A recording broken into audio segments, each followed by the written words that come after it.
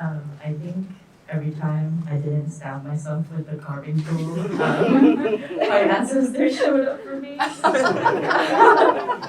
um, but like for real though, I think like just like having, I think okay, I'm like kind of an anxious person, so it was like really hard for me to make art. I think like sometimes it can be very like therapeutic, like just like kind of like carving and getting the little pieces out. Oh, sorry. Um, yeah, getting the little pieces out. But yeah, I think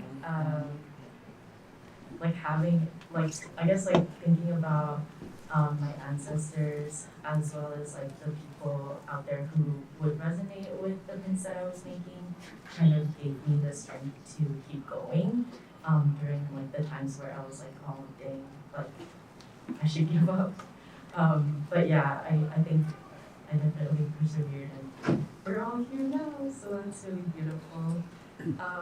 And I think also this Lunar New Year, like when I went to temple with my family, I was able to pray to a new, or like a new queer ancestor that like I was already praying to before, but I didn't realize that they were queer and I didn't realize that they were like non-binary and like shape-shifting like Bunyam. And so yeah, I think that kind of really was really a beautiful moment for me too this year. I'm gonna be talking about my current teacher. You have always been cool here. Yes. I started with researching online. I think like Buddhism is like such an old like religion, and I was just like, there's no way like it's this old and there's just like no queer figures in it, and I was just like, what? So I just searched like and like something about like Punyam was just like super weird to me, so I just searched like Punyam queer, and then like so much stuff came out, and like I was like, whoa, this is really beautiful. Am I being okay? Sorry, I need to go slow. But yeah, and my bad. Give me a sec. Yeah.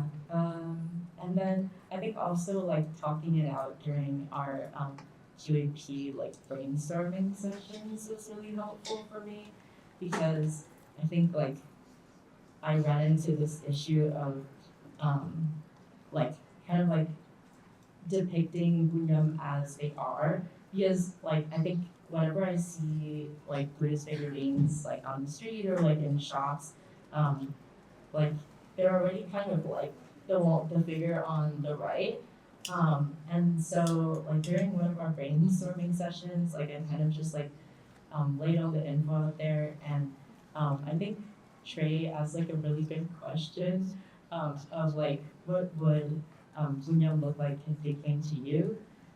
Because like Bunyam is like a being that represents like compassion in Buddhism, and they originated in India, and they kind of like are this like shape-shifting like being that just kind of like comes to whoever, like if a person is like seeking like support or help or anything, like they will take their forms and come to you in a form that like agrees with you or in a form that like can speak to you. And so yeah, this kind of answers that question. And for me, I chose like a voluptuous bald skater. That's the form that I think Bunyam would take if they came to me. And I feel like it was just overall a really fun process. Like putting this together and highlighting like the transformation aspect and just kind of like giving I don't know what the word is, but just like acknowledging my ancestry, my Chinese, Vietnamese ancestry. Um, and also just it was really nice to be surrounded by like young queer artists who um, like want to pay tribute to their ancestors and are like rooted in their histories like that.